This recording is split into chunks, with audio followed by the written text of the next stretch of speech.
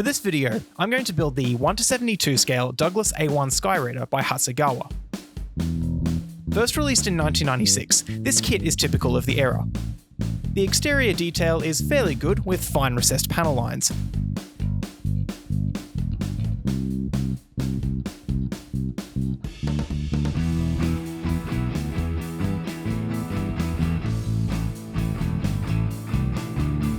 However, like most Hasegawa kits, the weapons are rather lacking. It does come with a set of SUU 14A/A cluster munitions dispensers. However, I'll set these aside for use on another kit that I'll start in the not too distant future. The cockpit and engine are somewhat lacking.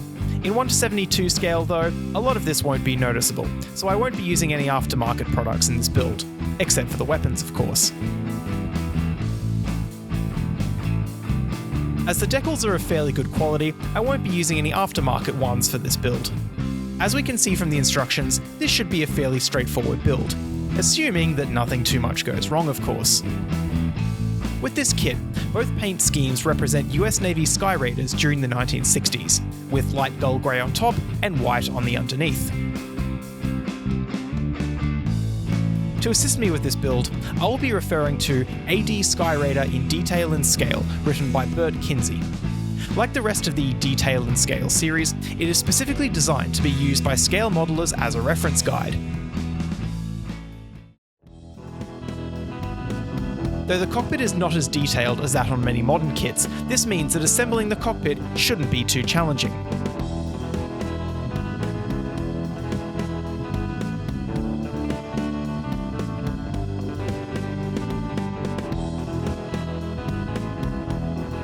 According to the Detail and Scale book, most of the cockpit should be black, with the floor and lower side panels dark gull grey, which is the standard colour on most Cold War era US military aircraft cockpits. For this, I'll be spraying Tamiya XF1 and brush painting 2 coats of Model Master 4755. The seat will be sprayed dark gull grey, and the cushions brushed with 2 coats of Vallejo medium olive. The seat is rather bland, so to make it look a bit more interesting, I'll dry brush the raised parts with a lighter shade of medium olive.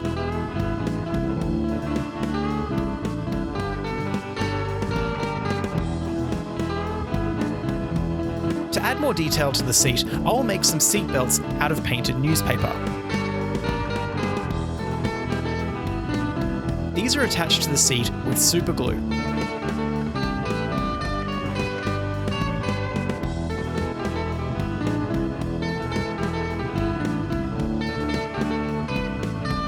The seat buckles are represented with Vallejo chrome.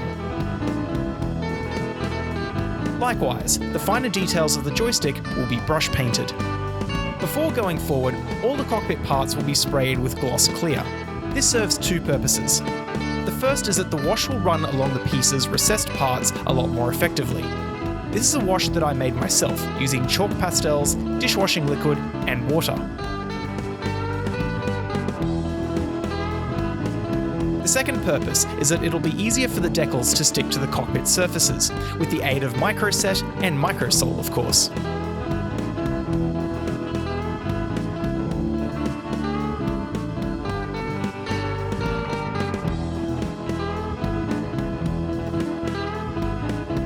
Now to seal everything in, all the parts will be sprayed semi-gloss clear. The seat will be sprayed matte clear however. This is to represent the fabric of the seat covers. Now all that has to be done is glue all the parts together.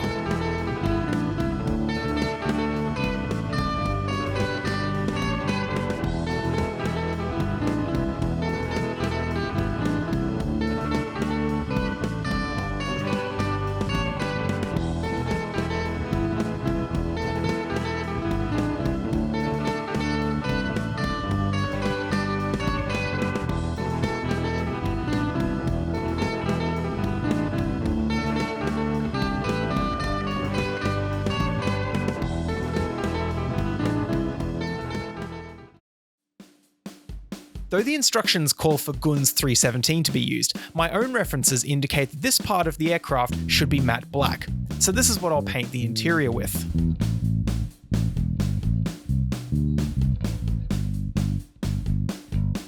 Now is the time to remove this extra antenna on the fuselage. Because this area will be very difficult to paint once the exhaust pipe covers are glued on, I shall paint this area now. First, the base colour of light gull grey is painted on. Then it's time to paint the exhaust pipes.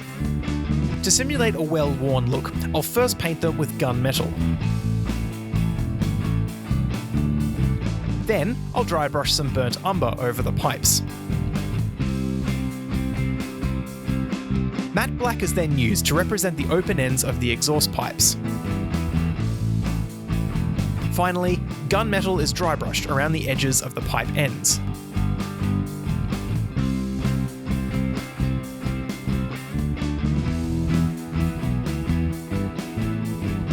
Now it's time to paint the inside of the covers, as well as the rear section of the oil cooler matte black. The next step is to glue the cockpit onto the fuselage, and thankfully, Hasegawa have provided these tabs so the cockpit fits in very snugly.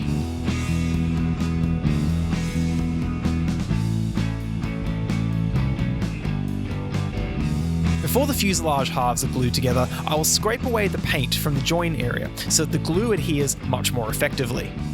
In hindsight, I should have done this before gluing the cockpit in. To glue the fuselage halves together, I'll use my tried and tested Tamiya extra thin glue.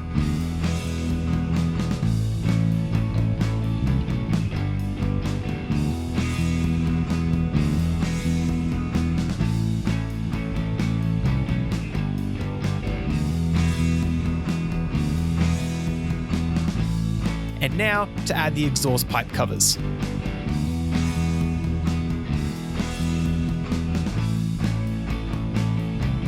Now would be a good time to sand down these small bits of leftover sprue. As we can see, the fit is fairly good, but there are still some obvious seam lines across the fuselage. To get rid of these, I'll be applying Tamiya putty along the seam lines and then sanding them back to make the seams smooth.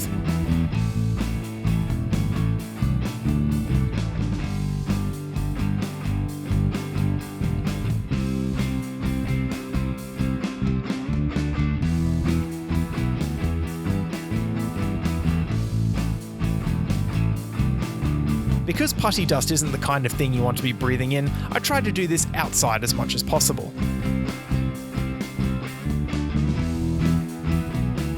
For finer sanding, I use wet sandpaper, which doesn't produce nearly as much dust. While I have the sandpaper out, I can also fix up some of the gluing mistakes. One problem with this method is that the putty erases the sections of the recessed panel lines near the join. However, this can be alleviated by using vinyl masking tape and a sharp needle to scribe them back in.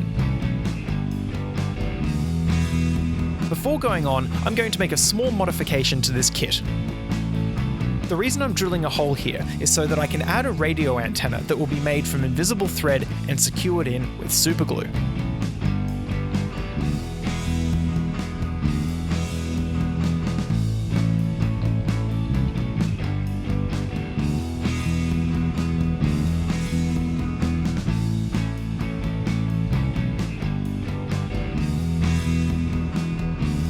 Now, the whole process has to be repeated with the wings.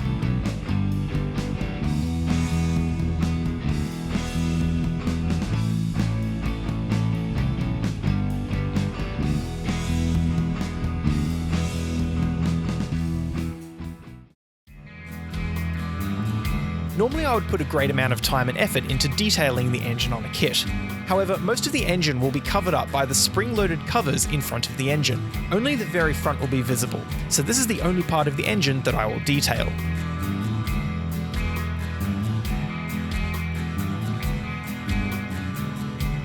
From looking at my references, I've come to the conclusion that the front of the engine should be painted the same colour as the rest of the upper aircraft.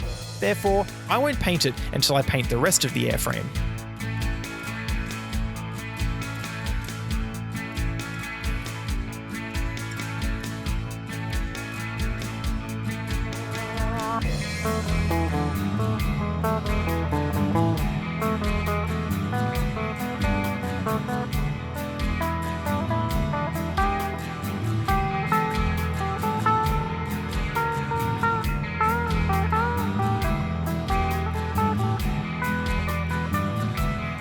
Interestingly, Hasegawa have identical parts for both the right and left horizontal stabilizers. Thankfully, these go in quite nicely. Now for one of the most satisfying parts of the build, joining the wings to the fuselage.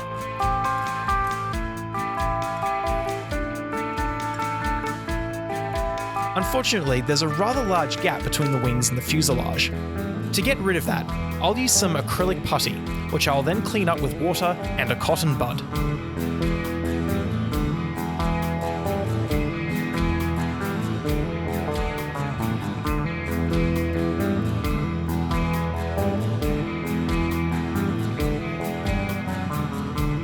Now it's starting to look like a Skyraider.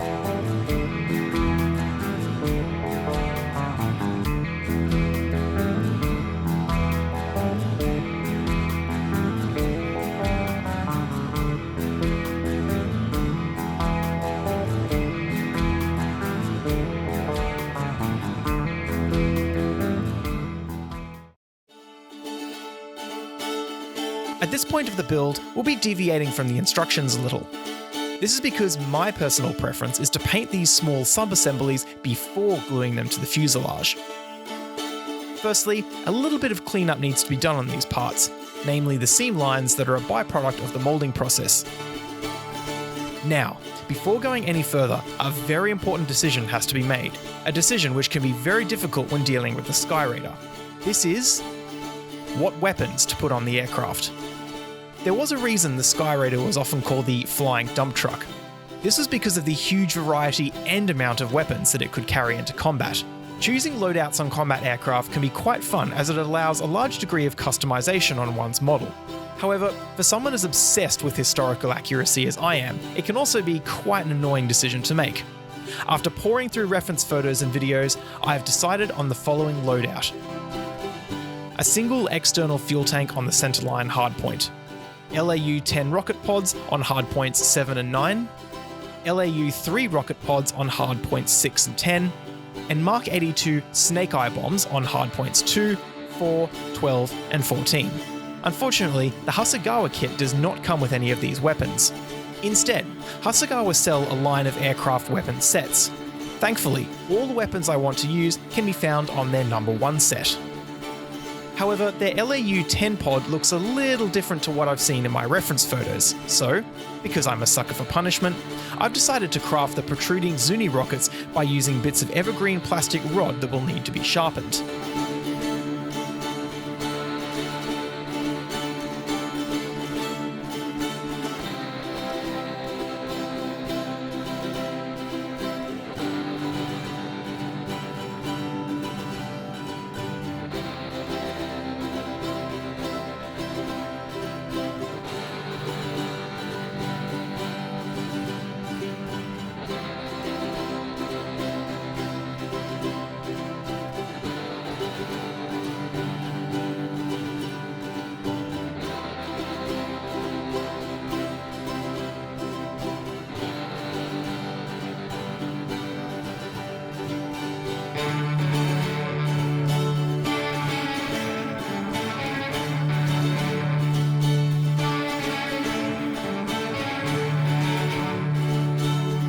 To make these pods fit onto the Skyraider's hardpoints better, I'll drill some holes in them.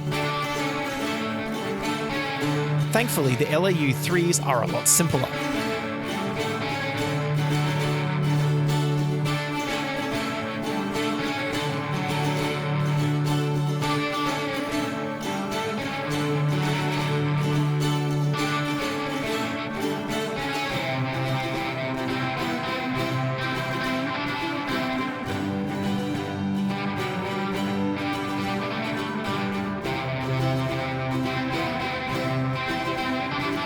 The last sub-assembly to put together is the centerline fuel tank, which will be done just like the fuselage halves and wings.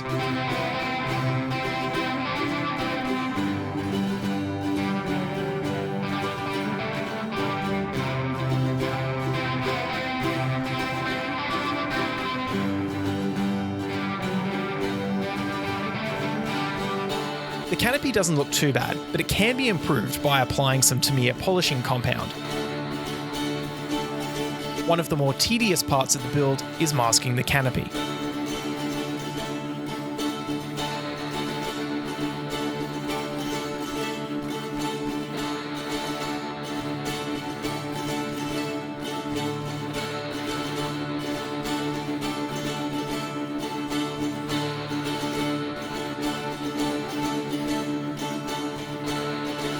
Thankfully, painting the remaining parts of the cockpit isn't too complicated.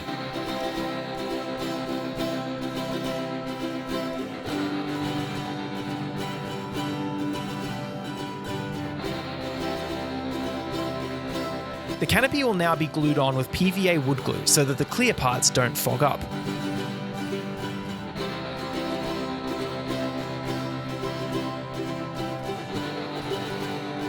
The last parts that need to be assembled and glued onto the airframe are hardpoints on which the weapons are attached.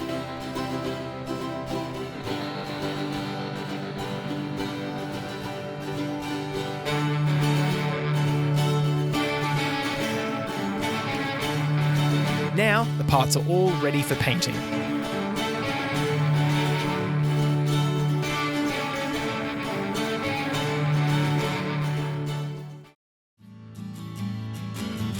Before any painting begins, it's important to wipe down all the surfaces with isopropyl alcohol to clean off any finger oil, as this may react badly with the paint.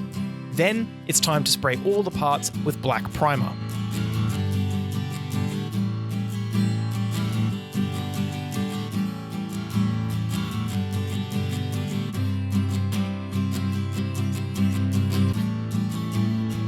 The one part that won't be primed in black is the propeller. For this, I'll be using Tamiya white primer from the spray can. To paint the main colours, I'll be using the black basing technique. If you want to get a more in-depth explanation of this technique, I highly recommend watching the instructional video by Douglas Models, the link to which I'll put in the description below.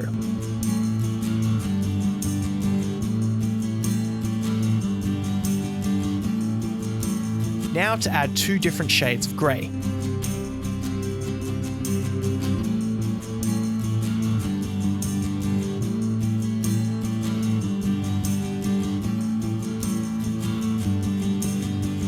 Finally, the top coat of light gull grey. This process involves slowly building up layers of very thin paint.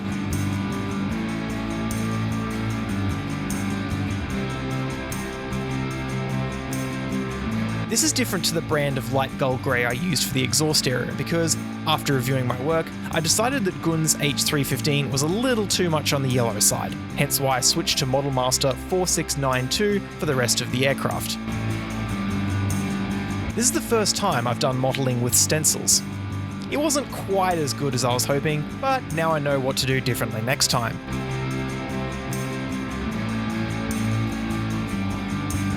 To soften the lines between the grey and white, several parts will be masked with white tack.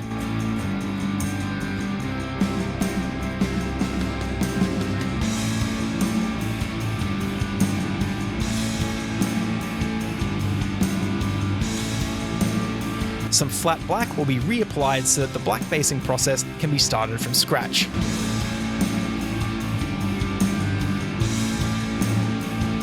Now it's time to build up the different undertones again, although I'll be using the stencil a little differently this time.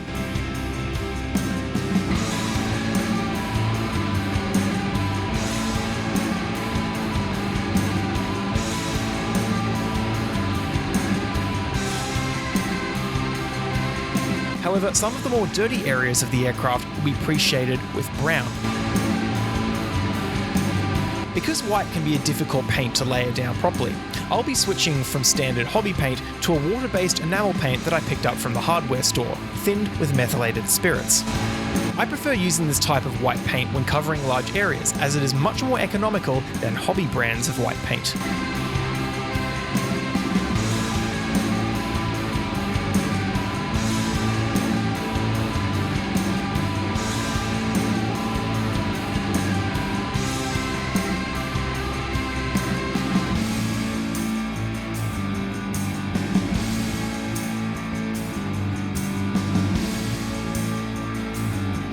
Well, looks like we have a bit of a mistake here.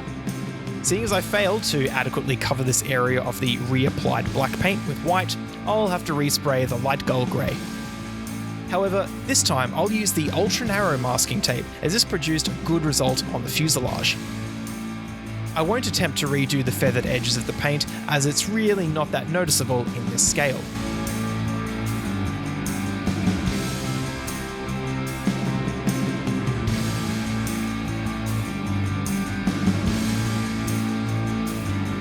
There, that's better.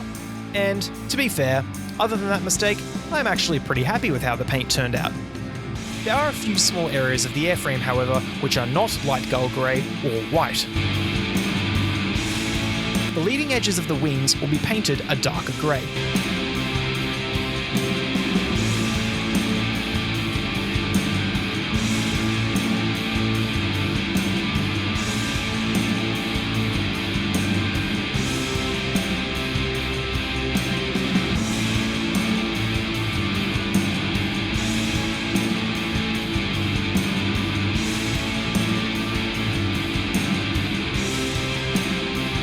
For this small area at the front of the engine, brush painting is much easier than masking.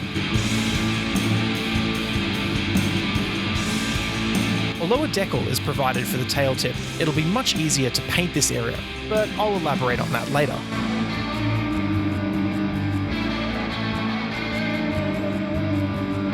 For the anti-slip panels on the wings, I'm going to try something that I haven't done before. To replicate the rough surface, I'll spray a coat of Gun's H364 rough sand, which has tiny particles in it.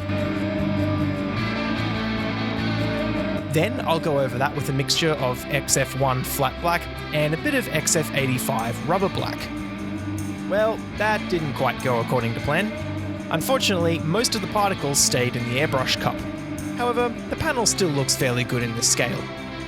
A few other small areas of the airframe will be brush painted as well.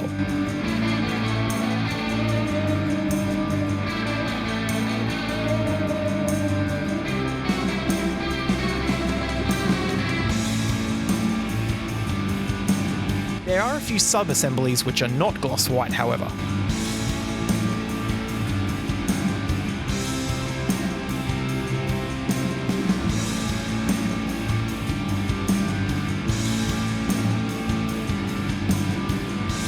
The tyres are painted with rubber black.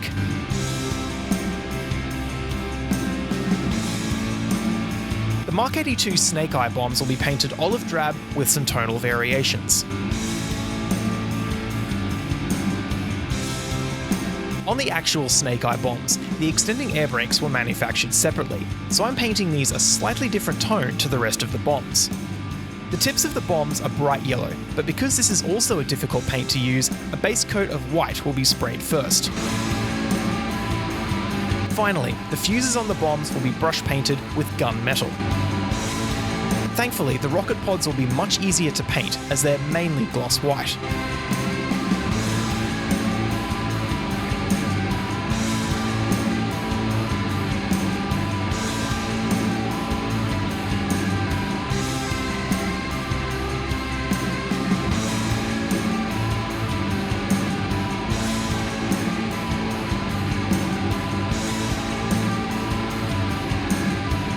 The metal parts of the rocket pods will be sprayed with steel paint.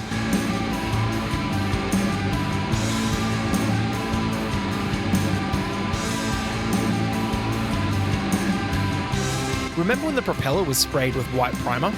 The reason is that the tips of the propeller blades contain red and yellow, two colours which work a lot better on top of a white base coat.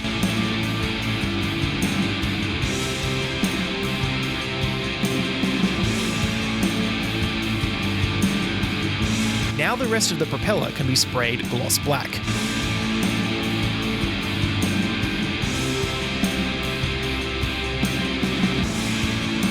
Now to seal all these parts with a coat of gloss clear.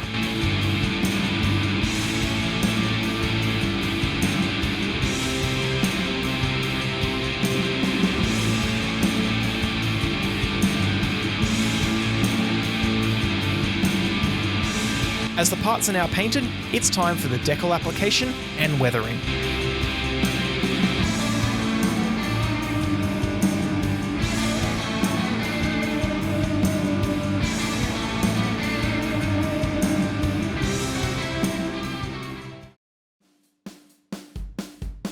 Visually, there isn't a lot of difference between the two schemes that come with this kit.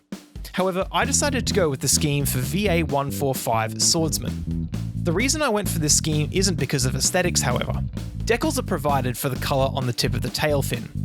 Getting decals to conform to compound curved surfaces can be quite difficult, which is why I painted the tail tip earlier on. Painting the tiny lines of the VA-52 Knight Rider scheme would probably have been too frustrating, so I went with the scheme that involved painting the tip just one colour.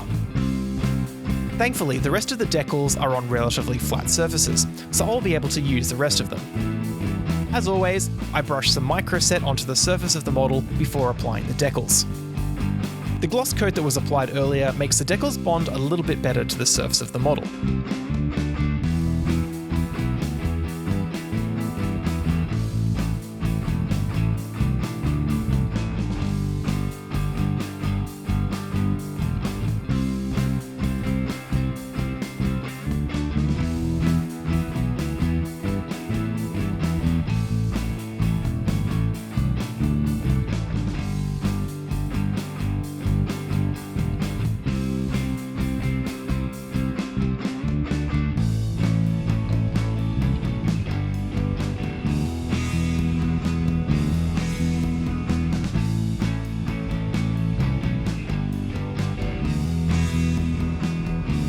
Even the weapons come with their own decals.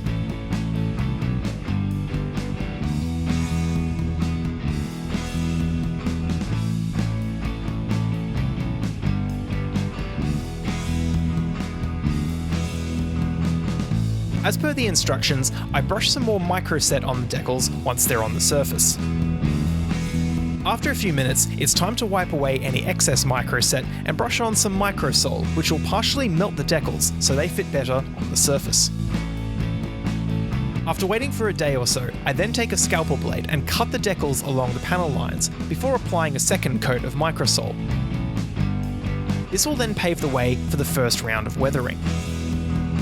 There are many different types of wash on the market, some of which I have in my collection, but when it comes to panel lines, I prefer to make my own wash with a mixture of chalk pastels, dishwashing liquid, and water. It's important not to make the wash too dark though, as this will over-accentuate the panel lines and make them look unrealistic.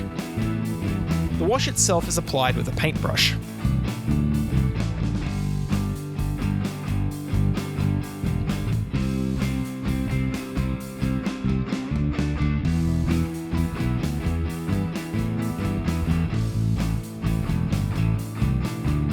Once the wash is dried, I then wipe away the excess with a tissue and cotton bud.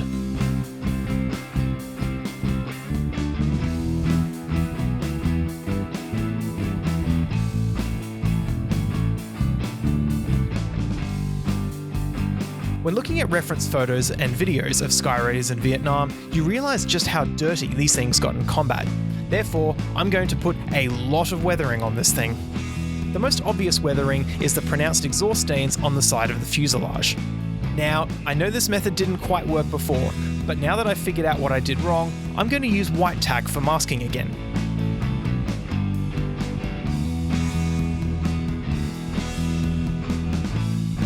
I'm also mixing up my own paint, consisting of smoke, black, and a touch of brown. The key to getting this right is to spray directly at 90 degrees to the surface to achieve the soft edge between layers of paint. I could have done the gradient a little bit better, but considering that this is the first time I've tried this, and the fact that there was a wing in the way of my airbrush, I think I did fairly well. My references show vertical streaks around the exhaust stains as well. Because these are too small to add with an airbrush, I'll use a Tamiya weathering set. To add some further discoloration near the exhaust pipes, I'll use some grey and brown pastels.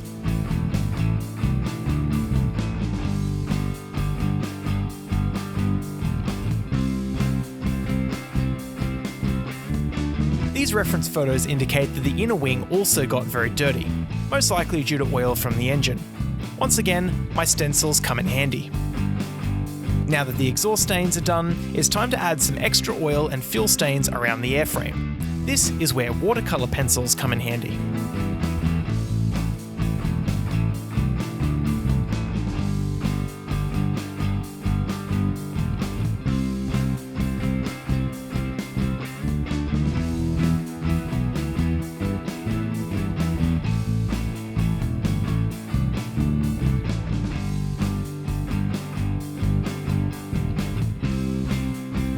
Of course, the extra bits of the Skyraider need to be weathered as well.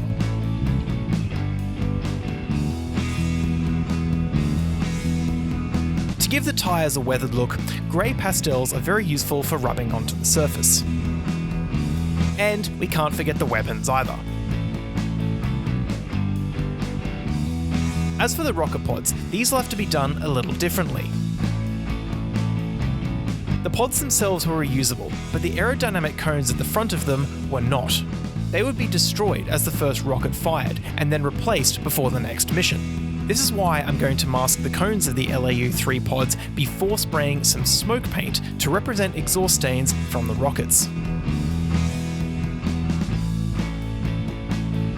My reference photos indicate that Skyraiders often flew without cones on their LAU-10 pods, so I'm just going to spray smoke straight onto them before painting the rockets themselves.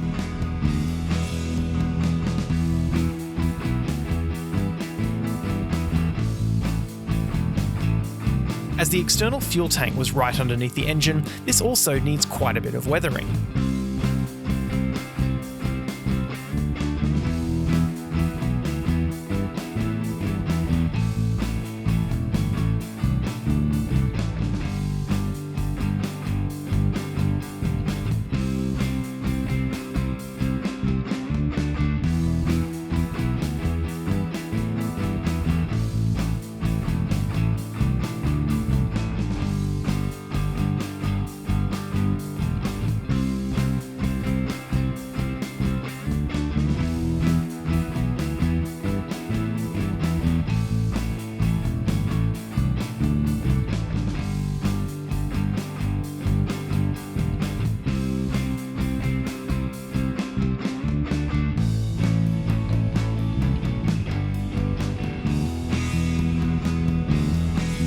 Now that all the parts have been weathered, time to spray everything with a coat of semi-gloss clear.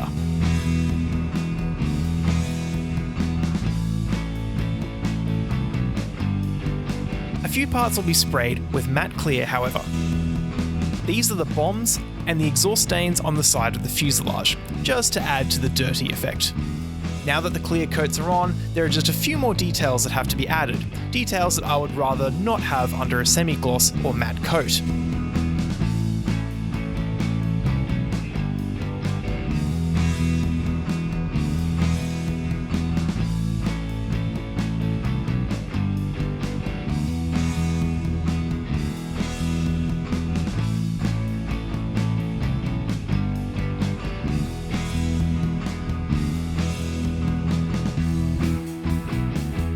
Same goes for the oleo struts on the landing gear. Instead of paint, I'll be using aluminium foil and micro metal foil adhesive.